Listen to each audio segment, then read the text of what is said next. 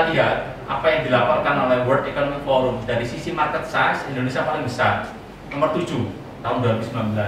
Tapi dari sisi labor market maupun human capital skills maupun innovation capability itu yang perlu kita increase karena rankingnya cukup di bawah. Terus next Mas.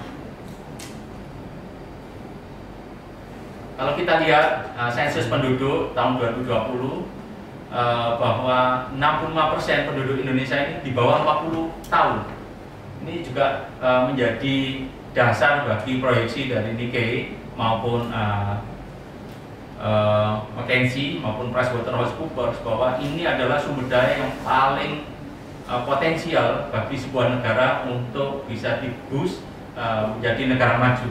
Memang kalau misalnya kita tidak bisa melakukannya, tentu ini akan menjadi wasted. Kalau kita lihat proporsi perempuan, next. Proporsi perempuan dibandingkan laki-laki proporsinya 102. Laki-laki lebih banyak sedikit dibandingkan perempuan. 51%, 49% perempuan. Cuman kalau kita lihat secara umum di dunia, next Mas.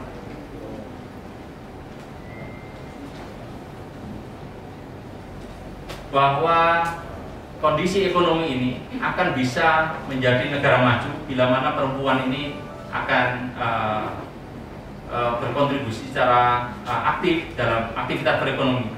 Kalau kita lihat tren di Amerika Serikat bahwa perempuan menjadi breadwinner, the only breadwinner, itu sudah di atas 40%. Bagaimana dengan di Indonesia? Saat ini mungkin hanya 20-25%. Nah, kalau kita lihat juga, meskipun hanya 40% menjadi breadwinner, perempuan ini mendorong 70-80% konsumsi rumah tangga. Nah, ini yang akan membuat perempuan ini punya potensi yang luar biasa, dan itu yang menjadi alasan kami di Sekolah Pascasarjana untuk mempropos mendirikan program studi pemberdayaan perempuan. Karena perempuan ini perlu diberdayakan dengan konsep-konsep yang terbaru bagaimana ekonomi bisa tergerakkan secara bagus. Next one.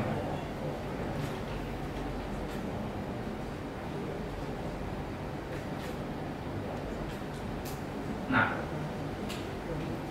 diproyeksikan juga bahwa perusahaan-perusahaan besar Fortune 500, Forbes 500 tahun 2030 hampir 40% pemimpin bisnisnya pasti perempuan.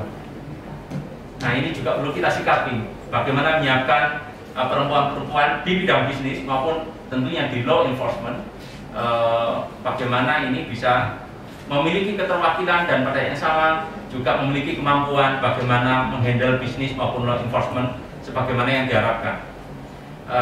Kenapa kok perempuan yang menjadi pemimpin? Tadi sudah saya sampaikan 80% konsumsi itu pasti akan didrive oleh perempuan, dan tentunya perusahaan-perusahaan Fortune 500 atau Forbes 500 maupun negara-negara yang ingin maju tentu harus mengakomodir kebutuhan dari keterwakilan dari perempuan. Next one. Ini ada quote dari Jack Ma yang cukup menarik. Bagaimana Jack Ma bisa mengembangkan Alibaba cukup sukses karena memang adanya perempuan menjadi pemimpin di Alibaba. Next one. Next one. Next one. Nah, hubungannya dengan pendirian Center of Women Empowerment in Law Enforcement. Kalau kita lihat, seluruh dunia sudah sepakat untuk membawa 17 SDGs, Sustainable Development Goals.